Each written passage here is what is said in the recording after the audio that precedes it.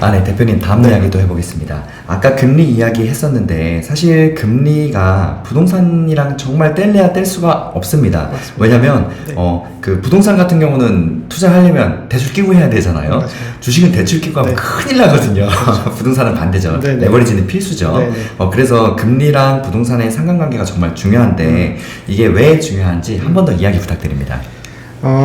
굉장히 그 금리 때문에 그 부동산에 대한 어떤 구매력이 떨어진다던가, 그러니까 이런 면에서는 금리하고 굉장히 밀접하게 연관이 있는 것 같아요. 지난 30년 정도 미국 부동산 시장의 흐름하고 연준이 금리를 어떻게 변화를 시켰는가, 이런 것들을 쭉 보게 되면은 사실 정확하게 일치하지는 않습니다. 그러니까 금리를 올릴 때 부동산이 떨어지거나 금리를 내릴 때 오르거나 이러진 않았어요. 근데 다만 금리를 유지하는 기간에 부동산이 좀 오르는 경향이 좀 있었습니다. 근데 금리를 사실 지금 최근에 코로나 2020년도, 2021년도 보시면은 미국의 기준금리 거의 0%에 가깝게 유지를 했기 때문에 그동안에 부동산을 사지 못했던 사람들은 너무 좋죠. 대출 싸게 받아서 이제 금리가 낮으니까 대출 싸게 받아서 부동산을 매입을 하셨고요. 그러다 보니까 수요가 올라서 실제 부동산 가격도 굉장히 많이 올랐어요. 한 20에서 30% 정도 올랐고 어떤 굉장히 인기 있는 지역들은 뭐 40, 50% 오른 것도 있고요. 그러니까 한국 분들한테 가장 또 유명한 지역인 얼바인이라고 있습니다. 캘리포니아에. 얼바인의 뭐 특정 지역은 거의 뭐 한 70% 정도 오른 곳도 있더라고요. 그만큼 좋은 인기 있는 지역, 이런 곳은 금리가 낮았을 때 굉장히 폭등을 했고요. 다만 최근에 이제 금리가 좀 서서히 인상되고 있는 속도가 좀 더 느려지고, 그리고 이제는 뭐 하락 얘기까지도 나오고 있지만 어쨌건 지금 한 5%대로 유지하고 있는 기준금리 때문에 미국인들 입장에서는 대출 받을 때 금리가 굉장히 높습니다. 한 6% 정도대에 받을 수가 있기 때문에 지금 입장에서는 미국 부동산을 구매하는 게 굉장히 또 어렵습니다. 그래서 싸게 그동안에 2020년, 21년 동안 싸게 매입하셨던 분들은 만약에 이걸 팔고 다시 사게 된다면 또 높은 금리로 갈아타셔야 되거든요. 그래서 쉽사리 팔지도 못하는 그런 상황인 거고, 구매자 입장에서도 이자 비용이 너무 많이 들기 때문에 사실 쉽게 이제 대출을 받아서 살 수가 없는 상황인 거죠.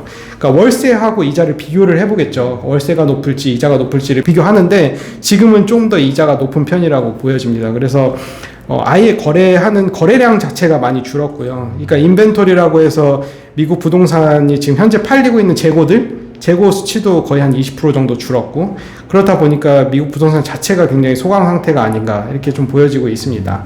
그럼에도 불구하고 특정 지역은 또 굉장히 인기 있는 지역들이 있어요. 그러니까 상대적으로 부동산이 많이 안 올랐던 지역들, 뭐 예를 들어 조지아 지역 같은 경우는 뭐 똑같은 집인데 거의 뭐 3분의 1 가격이거든요. 그래서 그런 지역 같은 경우는 뭐 기업들이 많이 들어오기 때문에 뭐 최근 SK 배터리도 들어가고 현대자동차도 뭐 서바나 항구에다가 짓는다 그러고, 그래서 그런 기업들이 많이 들어오는 지역은 또 인기가 또 있어서 또 오르기도 하고요. 그래서 좀 지역마다 편차는 굉장히 크지만 어쨌든 전반적으로 봤을 때는 지금 미국 부동산 시장은 굉장히 소강 상태고, 앞으로 어떻게 될지는 아까 처음에 설명드렸던 것처럼 이 금리가 실업률에 어떻게 영향을 줄 거고, 그 실업률이 미국 부동산에 어떻게 영향을 줄 거냐를 봐야 될 것 같습니다.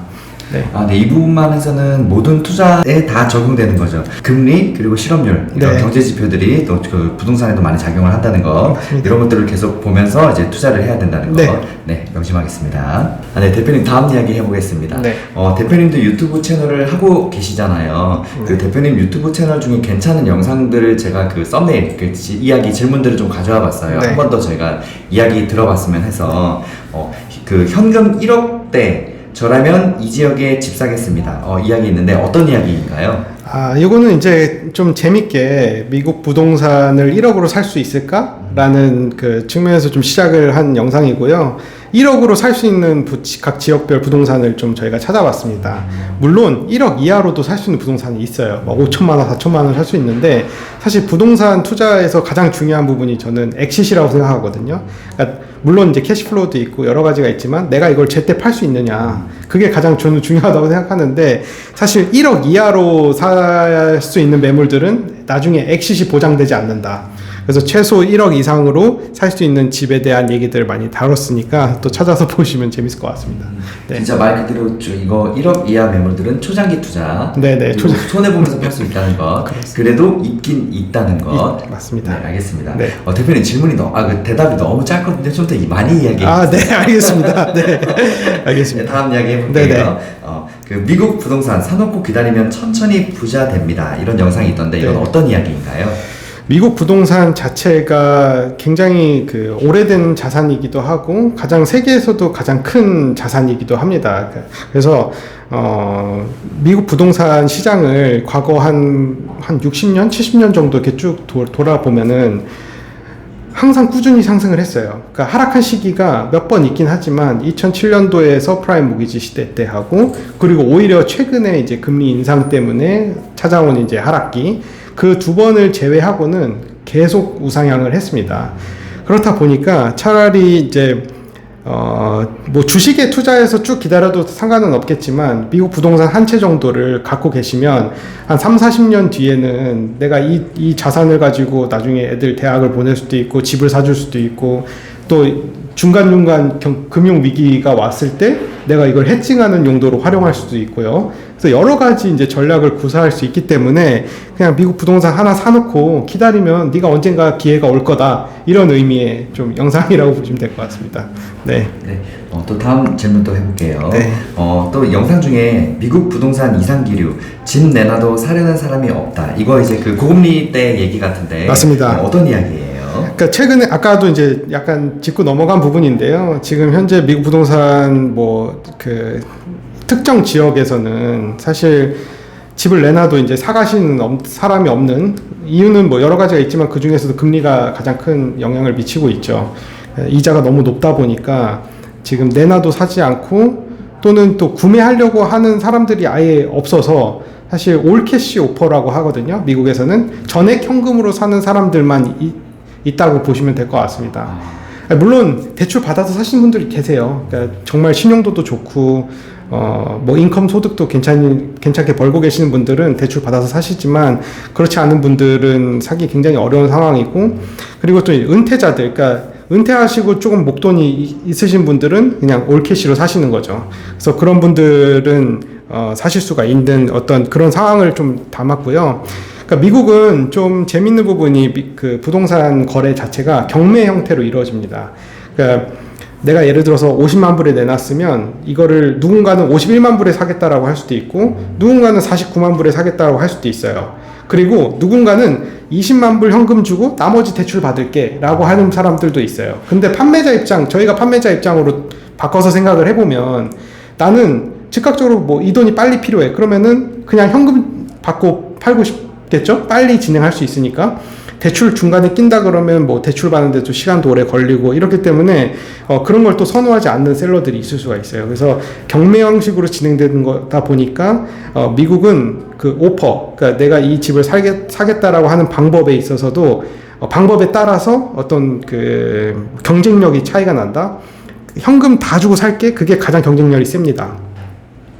대출을 조금 끼고 살게 그게 경쟁력이 좀 떨어지는 거죠. 거기다가 외국인이 사는 거야? 그러면 경쟁력이 더 많이 떨어지죠. 왜냐 외국인들은 중간에 하다가 나 마음에 안 들어와서 하고 나갈 수도 있기 때문에 판매자 입장에서는 그걸 리스크로 볼 수 있거든요. 그래서 외국인들이 또는 이제 한국 분들이 미국 부동산 투자할 때는 사실 외국인 입장에서 사는 거기 때문에 경쟁력이 떨어집니다. 우선 내국인보다는 경쟁력이 떨어질 수밖에 없어요. 그렇기 때문에 굉장히 셀러 마켓이라 그러죠. 그러니까 판매자가 우위인 시장에서는 부동산 사는 게 굉장히 어려울 수가 있어요, 오히려. 하지만 요즘 같은 시기에, 요즘같이 좀 하락기에는 오히려 반대로 바이어들이 쉽게 좀 살 수 있는 그런 시장이 왔기 때문에 외국인들한테도 좀 더 좋은 기회가 있을 수가 있는 거죠. 그래서 그냥 조삼모사입니다. 그러니까 이자율이 좀 안 좋은 대신에 내가 좀 원하는 집을 살 수 있는 시대가 온 거고 반대로 이자율이 좋은 시기에는 내가 원하는 집을 사려면 현금이 좀 많이 필요하다. 좀 이렇게 보시면 될 것 같아요. 네. 그리고 또 새로운 이야기 하나 해주셨는데 네. 한국 같은 경우는 이제 부동산이 일단은 매매 개념인데 네. 미국은 매매보다는 경매 개념이 더 크다는 거 이렇게 좀 시스템이 좀 다른가 보네요. 맞습니다. 네, 알겠습니다. 다음 이야기 또 해볼게요.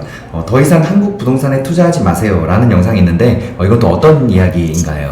이거는 사실 좀 한국 부동산에 아예 투자하지 말라 이런 얘기는 아닙니다. 네, 어그로를 꼭 끌려고 유튜브니까. 네, 그러니까 저희 고객들 중에서 간혹 그런 분들이 있어요. 그러니까 자기는 한국에 집이 없으신데 그냥 미국 부동산부터 사고 싶다. 그래서 오히려 저희는 그런 분들 말리거든요. 일단 내가 살 집, 내가 살아야 될 자가는 한국에 하나 갖고 계시는 게 맞다. 그리고 두 번째 집부터 미국 부동산 고려하시는 게 맞다라고 저는 보고 있습니다. 그래서 아예 한국 부동산에 투자하지 말라는 얘기는 아니고요. 그러니까 내가 한 채 정도 한국에 갖고 있으면 두 번째 집부터는 미국 부동산 투자하시는 게 훨씬 더 이득이 될 수 있다. 이렇게 말씀드리고 있습니다. 그런 내용을 담은 이야기입니다. 네네. 알겠습니다. 네. 그 제목이 이제 괜찮아서 갖고 그러면 유튜브 마이크 찢어졌어. 네네. 괜찮아요. 방금은 왜냐면 유튜브 썸네일 싸움입니다. 그렇죠. 네, 맞습니다. 네네네. 다음 이야기 또 해볼게요. 20년 동안 미국 살아보니 솔직하게 말씀드릴게요. 이거 네네. 이야기 있는데 어떤 이야기인가요? 이거는 이제 실제로 미국에 이민 가셨던 저희 파트너 중에 이제 곽윤영 부사장님이랑 같이 인터뷰를 하면서 나눴던 얘기인데요. 그러니까 이민 가신 지 20년 동안 어떤 일이 있었는지 이야기를 좀 쭉 들어봤어요. 그러니까 실제로 저희가 많이 하는 얘기가 있죠. 아메리칸 드림이라는 얘기를 많이 하잖아요. 미국 가면은 뭔가 꿈을 이룰 수 있을 것 같고, 누구든지 원하는 어떤 삶을 살 수도 있을 것 같고, 그런 꿈을 갖고 많이 가는데, 사실 실상은 그렇지 않습니다. 굉장히 어렵습니다. 그러니까 새로운 나라에 가서, 새로운 문화에서, 또 새로운 언어로 처음 보는 사람들과 대화를 하고, 거기에 속해서 사회생활을 해야 된다는 것 자체가 사실 엄청난 스트레스예요. 그리고 한국 분들이 물론 영어 잘하시는 분들도 계시지만 대부분 또 영어가 잘 안 되시고 이러다 보면은 사실 주류 사회로 들어가기 굉장히 어렵거든요. 그래서 제가 중학교, 고등학교, 대학교를 졸업을 했는데 사실 그 당시에 이제 제 주변에 있던 한국 친구들, 그 친구들의 부모님들이 다 무슨 뭐 건물 청소를 하신다든지 아니면 뭐 수영장 청소를 하신다든지 세탁소를 하신다든지 사실 굉장히 이제 3D 잡들을 많이 하셨죠. 그렇게 굉장히 힘들게 살아오시는 그 과정들이 있었다. 그러니까 미국 이민이 뭐 이렇게 말같이 그렇게 쉽지는 않다. 다만 어떤 목적을 가지고 내가 진짜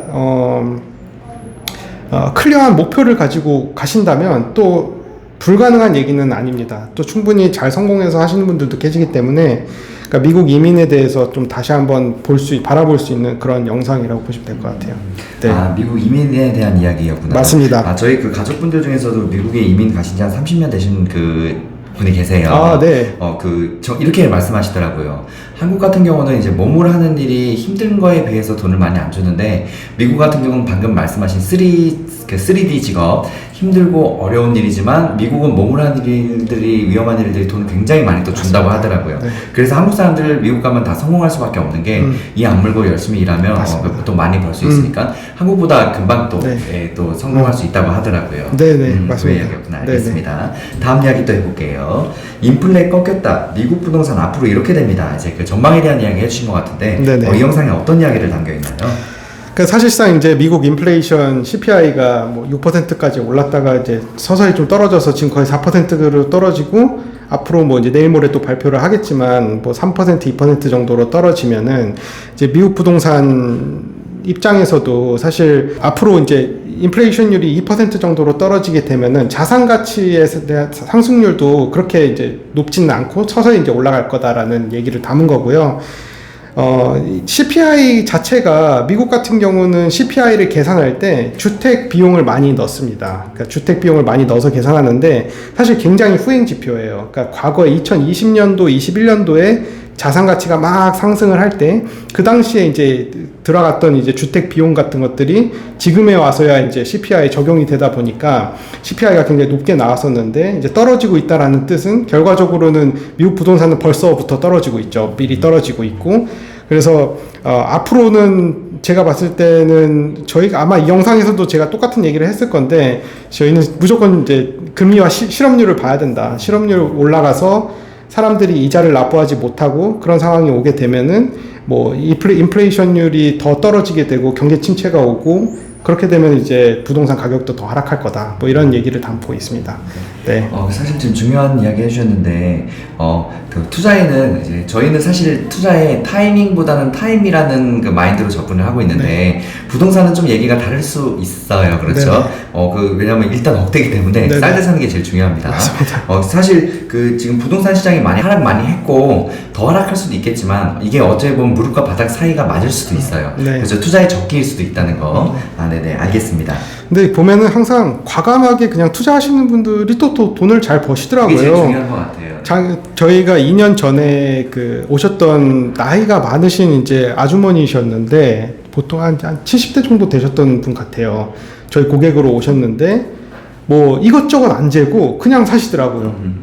그러니까 어떤 분들은 와서 막 진짜 인플레이션이 이런데 환율이 이런데 뭐 금리가 이런데 막 이런 얘기를 하시면서 하시는 분들도 계시고 그냥 진짜 와서 그냥 할게요. 그래서 그냥 하시는 분들도 계시고 이런 분들이 계시는데 그냥 아무 생각 없이 주저없이 하시는 분들이 또 돈을 또 잘 버시더라고요. 그래서 참 투자의 세계는 참 뭐 알다가도 모르겠다. 그러니까 우리가 정말 계산하고 생각해서 투자하면 또 오히려 안 되는 경우들도 있는 것 같고요. 그래서 참 타이밍이 중요한 것 같습니다. 네. 사실 투자라는 게 정말 어려운데 네. 지금 중요한 이야기도 해주셨어요. 투자에는 사실 배포, 네. 소위 말해 깡이 있어야 한다고 하더라고요. 근데 내 돈이라는 게 들어가면 또 이제 액수가 이게 커질수록 사람이 점점 이렇게 어려워지고 이제 그 걱정도 하고 또 이제 주식 같은 경우는 이런 얘기 있어요. 내 자산과 절대 사랑에 빠지지 말라고. 내가 그 산 종목과 사랑에 빠지면 얘를 올바로 볼 수가 없대요. 이미 내 돈이 들어간 순간 올바로 볼 수가 없겠지만 그래도 이렇게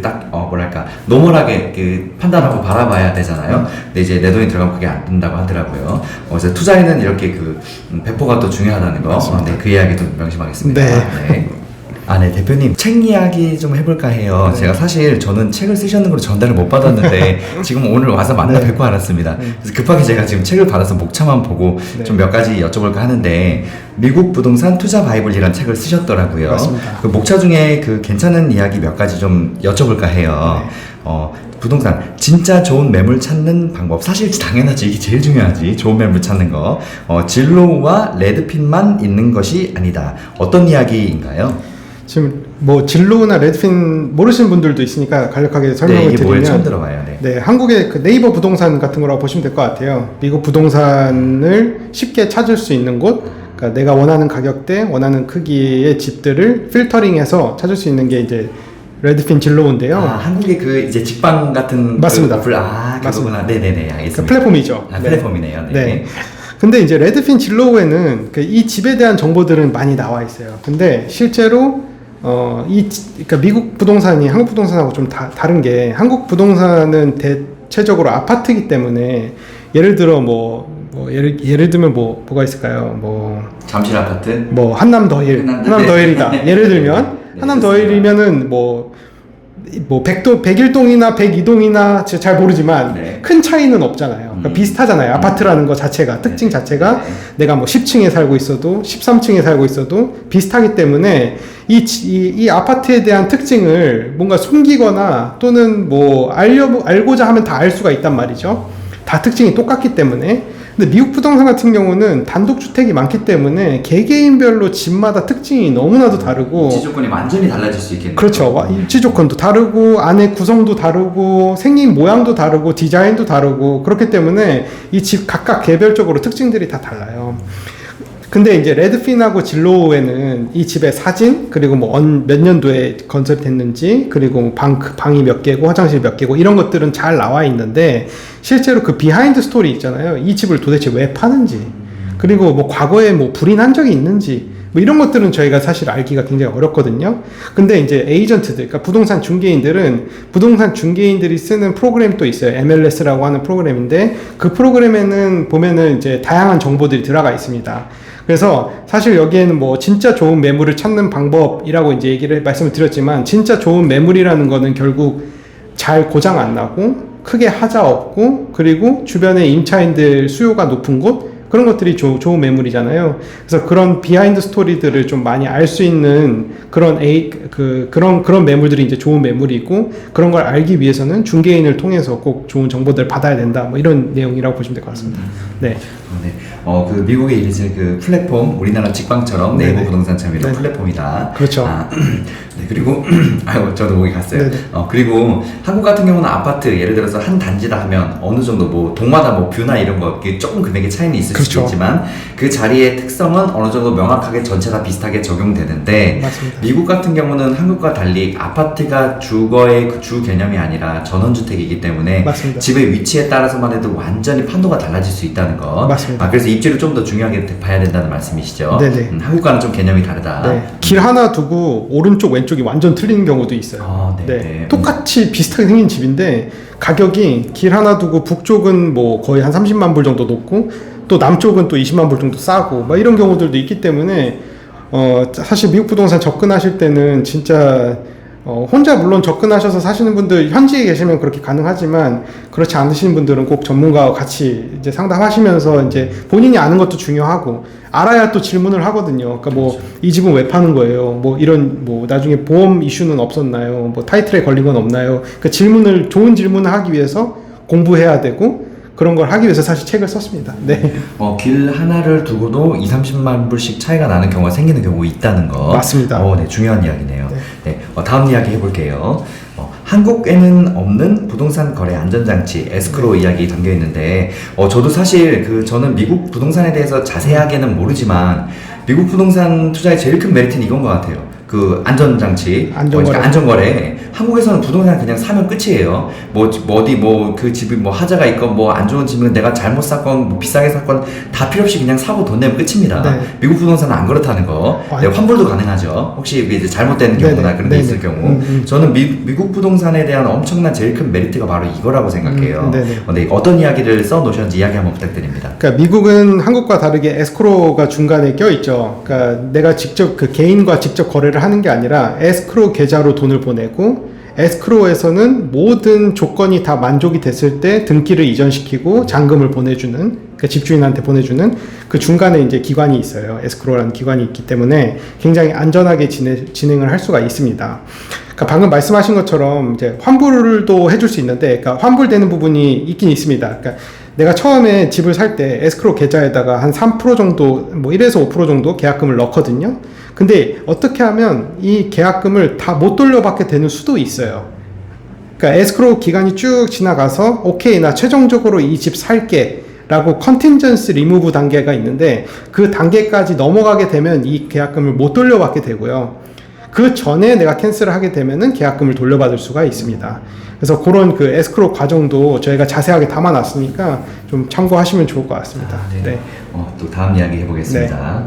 다음은 이제 부동산의 본질에 집중해보자라는 이야기 책에 담겨 있다고 하는데 어떤 이야기인가요? 저희가 생각하는 부동산의 본질은 그 땅에서부터 나오는 캐시플로우라고 생각을 하거든요. 그러니까 누구나 다 상방을 생각하고 투자하는 어떤 한국 부동산식의 어떤 갭 투자 방법이 부동산의 본질이 아니라, 이 집을 갖고 있음으로써 거기서 나오는 캐시플로우, 임대소득이죠. 사실 임대소득이 잘 나오는 집이 진짜 그 부동산의 어떤 그 가치를 담고 있는 집이다라고 생각을 하는데요.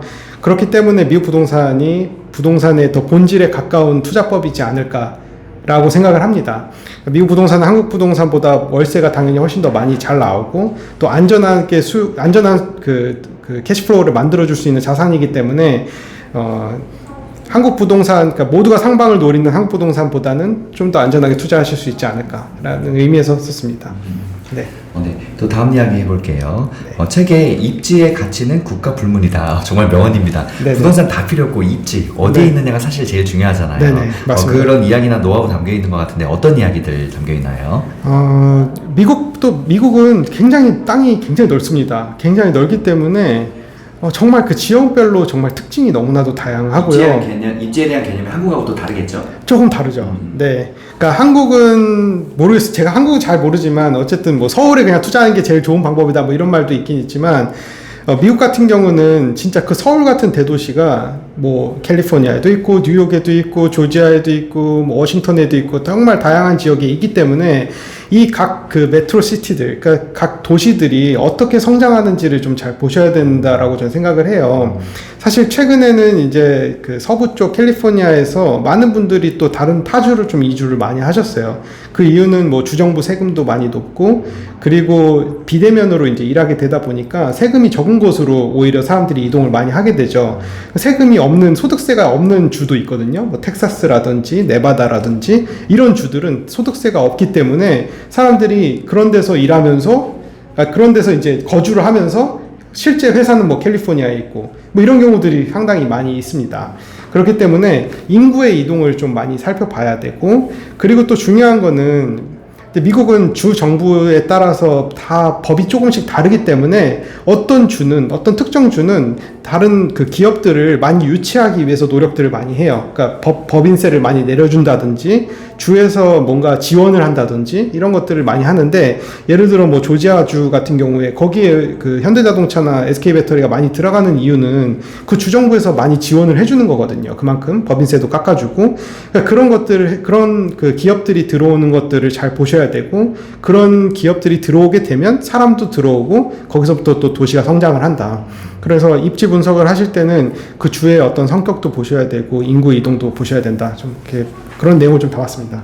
네, 중요한 이야기 해주셨습니다. 특히 한국도 마찬가지겠지만 미국 부동산 같은 경우 인구의 흐름, 인구의 이동을 살피는 게 진짜 중요하다고 하더라고요. 네. 뭐 우리나라로 치면 뭐로 가도 네. 서울로만 가면 된다라는 말이 있는데 미국은 이 이야기가 적용이 안 되는 경우도 있다고 하더라고요. 뭐 대도시지만 인구가 빠져나가는 대도시도 있고, 그렇죠. 왜냐하면 대도시가 워낙 많기 때문에. 맞습니다. 우리나라는 뭐 서울 기껏해야 이제 광역시 정도 그 정도인데 이제 미국은 그의 개념이 좀 더 다르기 때문에 대도시 간에서도 인구의 흐름을 잘 파악해야 된다는 거. 저도 이 얘기 들었거든요. 정말 중요한 요소 중에 하나라고 하더라고요. 그리고 또 특히 뭐 한국과 직접적으로 비교를 해보자면, 한국은 제가 얼마 전에 그 기사를 봤는데 2100년인가?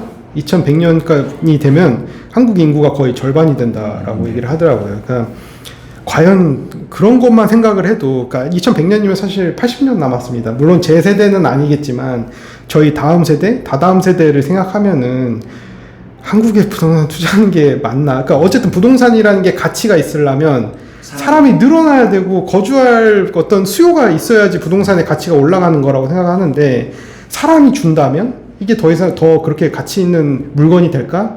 라는 그 근본적인 좀 질문이 있어요. 그래서 그런 그 인구 감소와 노령화라고 하죠. 고령화 시대에 우리가 발 맞춰서 어떻게 이걸 준비를 해야 될까를 좀 고민해 보셔야 되지 않을까 그렇게 생각합니다.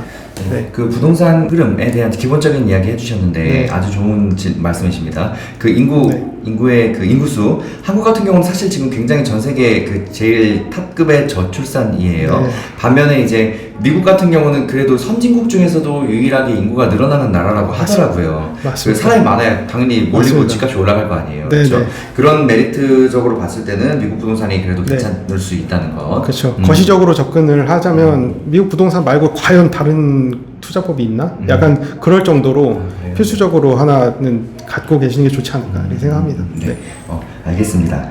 대표님 오늘 이제 이야기 많이 다뤄봤는데, 지금 대표님 실례지만 그 나이대를 여쭤보는 건 아닌데 지금 저보다도 어려 보이세요. 감사합니다. 제가 이 얘기를 왜 드리냐면 저희 이제 게스트분들 모시면 이제 그동안 어떻게 살아오셨는지, 어떻게 공부하고 이 자리까지 오셨는지, 동기부여 자기개발 관점에서 살아오신 이야기 부탁드려요라고 질문 드려요. 근데 굉장히 궁금해서요. 젊으신 나이에 어떻게 이렇게 미국 부동산에 대해서 많이 공부하고 또 많이 연구하고 알게 되셨는지 한번 살아오신 이야기 부탁드립니다. 좀 간지러울래나? 얘기해 주시면 돼요. 동기부여 관점에서. 저는 중학교 1학년 때, 중학교 1학년을 마치고 미국으로 이민을 갔고요. 저희 가족이 다 미국으로 이민을 갔고, 그리고 저희 가족들은 아직 미국에 있습니다. 혼자 오셨어요, 그러면? 혼자 왔고, 한국에서 또 결혼해가지고, 와이프는 한국에 있어요. 근데 저희 부모님은 또 미국에 계시고, 그래서 중학교, 고등학교, 대학교를 마치고, 이제 한국에 들어와서 사실 제가 이제 한국 군대를 또 갔다 왔습니다. 혼자서. 또 대한민국 해군에 통역장교로 또 3년 동안 복무를 했고. 진정한 남자시네. 그래서 사람들이 좀 그런 얘기도 많이 해요. 너 미쳤다. 네가 군대 뭐 안 갈 수 있으면 안 가지 뭐하러 갔냐 뭐 이런 얘기도 하시는데 사실 저는 대한민국 군대를 저는 꼭 가야 된다라고 생각하는 사람 중에 한 명이라서 사실 저희 상담하러 오시는 분들 중에서도 아들을 갖고 계신 분들이 어떻게 하면 좀 그런 거를 피할 수 있을까 이런 고민들 하시는 것 같은데 네, 미국 오래 계셨습니다.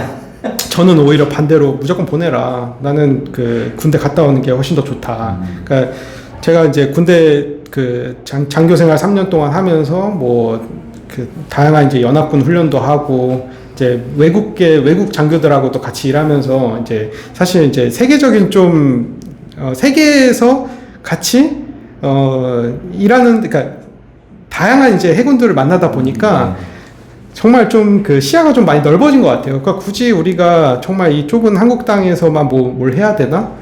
그러니까 그때부터 계속 뭔가 크로스 보더로 그러니까 다른 나라하고 뭔가 협업할 수 있는 어떤 그런 일들을 좀 해보는 게 맞겠다. 나한테 그런 게 더 잘 맞겠다. 이런 생각을 좀 많이 했고요. 그러다 보니까 자연스럽게 좀 미국 부동산 쪽으로 눈을 돌리게 됐습니다. 그리고 또 다른 부분은 이제 저희 어머니가 이제 미국에서 실제로 미국 부동산 중개인을 하세요.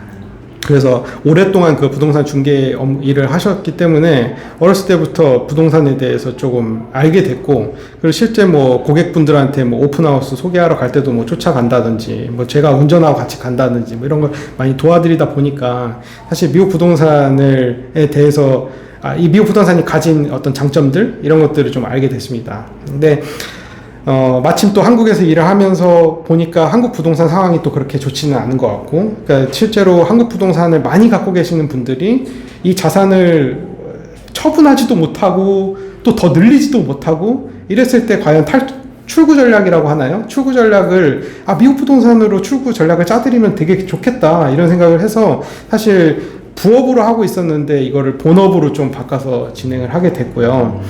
지금 뭐 저희가 유튜브도 하고 있고, 그 다음 뭐 강의도 하고 있고, 온라인 강의도 하고 있고요. 뭐 오프라인 스터디도 하고 있고, 그 다음에 뭐 책도 쓰고 이렇게 했는데, 이 모든 것들은 사실 미국 부동산이라는 시장 자체가 아직까지 한국에 그렇게 많이 알려진 시장이 아니거든요. 그래서 이런 거를 좀 많이 알려야겠다라는 좀 의미에서 이런 것들을 좀 하고 있습니다. 그래서 저희 그 지오플랫 채널에도 많이 오시면 각자 각 지역에서 이제 활동하시는 전문가분들하고 인터뷰하는 영상들, 미국 부동산을 다룬 영상들이 많이 있으니까 좀 와서 많이 봐주셨으면 좋겠고요.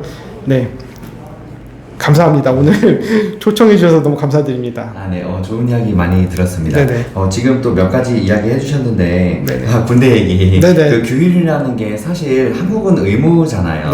네네. 네, 저는 다른 거는 모르겠는데, 그 미국에 예를 들어서 10대들 범죄, 뭐 네네. SNS에 뭐 모여라고 막 3점 털고 한국에서는 있을 수 없는 일이거든요. 네네. 우리나라 그 사회가 안전한 게 한국 같은 경우는 지하철에 뭐 어디 가방 뭐 사물함에 그냥 위에 올려놓고 가면 며칠 지나고 그대로 있다고 하더라고요. 미국에서는 상상도 할 수 없는 일이라고 하더라고요. 네네네. 이게 다 그 남자들이 군대를 다녀온 그게 없지 않아 있거든요. 규율이라는 게 얼마나 맞습니다. 잘 지켜야 되는지, 이걸 안 맞습니다. 지키면 우리가 어떻게 되는지를 사람들이 어느 정도 알고 있기 때문에 필요한 시스템이긴 하죠. 그래도 이왕이 많이 가는 게 좋긴 한데 규율이라는 게 그래도 다르긴 하죠. 네네. 그러니까 군대 얘기를 좀 해보자면 이제 군대 자체가 저는 솔직히 좀 재밌었어요. 이게 들으시면 좀 이상하다고 생각할 수도 있겠는데 어느 정도 공감합니다. 네. 그러니까 어쨌든 제가 통역을 했기 때문에 연합훈련 하는 것에도 많이 참여를 했었고, 실제 뭐 근무 자체도 뭐 하와이에서도 근무해보고 실제 펜타곤도 가서 근무를 좀 해봤지만 어쨌든 그런 경험을 저한테 좀 많이 준, 경험을 이렇게 쌓을 수 있는 그런 기회였던 것 같아요. 그래서 한국 문화에 대해서도 완전히 배울 수 있는 기회가 됐고, 미국 문화도 좀 제가 알기 때문에 이런 거 좀 하이브리드로 갖고 있으면 미국에 관심 있으신 분들한테 좀 큰 도움이 되지 않을까 이렇게 생각합니다. 그리고 앞으로 미국으로 넘어가실 계획을 갖고 계시는 분들도 꼭 군대는 뭐 저는 가는 게 더 좋지 않을까 좀 그런 생각 갖고 있어요. 그리고 제가 이렇게 얘기하면 또 한국 분들 좋아하시더라고요. 희한하게. 군대 갔다 왔구나. 또 너무 좋아하시고. 네. 그렇습니다. 네, 좋습니다. 대표님, 오늘 저희 이제 이야기 다 끝났는데, 네네. 마지막으로 우리 대표님에게 투자란 무엇인지 이야기 한번 부탁드립니다. 너무 어려운 질문인가요? 네네. 투자란, 저는, 투자란 이제 대응이라고 저는 생각합니다. 처음에 생각했던 원칙 그대로인데요. 네. 그러니까 대응을 하려면 내가 어떤 위험이 있는지를 알아야 되는 게 먼저인 것 같고, 그리고 그 위험을 인지했을 때 대응할 수 있는 전략이 있어야 된다고 생각을 합니다. 그래서 위험을 인지하기 위해서는 공부를 해야 되고, 그러니까 우리 지금 현재 거시경제 상황이 어떤지, 미시경제 상황은 어떤지를 이해하고 공부하는 게 1번인 것 같고요. 2번은 그 이해했으면 그걸 어떻게 대응을 할 거냐. 그러니까 내가 대응을 하기 위해서는 양손에 무기는 들고 있어야 된다. 원화와 달러를 들고 있어야 된다. 근데 꼭 달러가 아니어도 됩니다. 원화와 위안이 됐던, 원화와 엔이 됐던, 그러니까 어떤 것이라도 저는 저 자산, 그러니까 여러 형태의 화폐를 들고 있는 거, 이거는 저는 무기라고 생각하거든요. 그래서 그런 무기를 갖고 있는 게 중요하지 않을까. 물론 아직 제가 경제적 자유를 누리고 있지는 않지만 계속 이런 식으로 대응해 나가면 언젠가는 이루지 않을까, 좀 그렇게 생각합니다. 네. 네, 좋은 이야기 또 해주셨습니다. 사실 아까 투자의 원칙에서도 대응 이야기 해주셨고, 마지막에 네. 이 투자에 대한 질문에서도 대응에 대해서 이야기 해주셨는데, 맞습니다. 우리가 투자를 하는 것들, 우리의 투자의 수많은 변수들과 리스크에 대응하기 위해서 지금 이 유튜브도 하고 있는 거거든요. 맞습니다. 그렇죠. 우리가 유튜브로 수많은 경제 공부를 하는 것도 다 우리가 하는 투자의 자산을 불리기 위해서, 그리고 이런 변수들, 수많은 그 위기들에 대응하기 위해서 지금 하고 있는 거거든요. 네, 맞습니다. 이게 그 투자에는 대응이 정말 중요한 것, 정말 그 중요한 말씀을 해주셨습니다. 근데 힐링 가족 여러분, 오늘 그 인터뷰 진행해봤는데 어떠셨어요? 저는 공부 너무 많이 됐거든요. 여러분들도 주식은 아니지만 투자에는 다양한 자산군들이 있잖아요. 한 번씩 투자에 대해서, 그리고 부동산 또 많은 것들에 대해서 생각하는 시간이 되셨으면 좋겠습니다. 대표님, 오늘 나와주셔서 감사합니다. 감사합니다. 네, 반갑습니다. 감사합니다. 수고하셨습니다. 감사합니다. 네.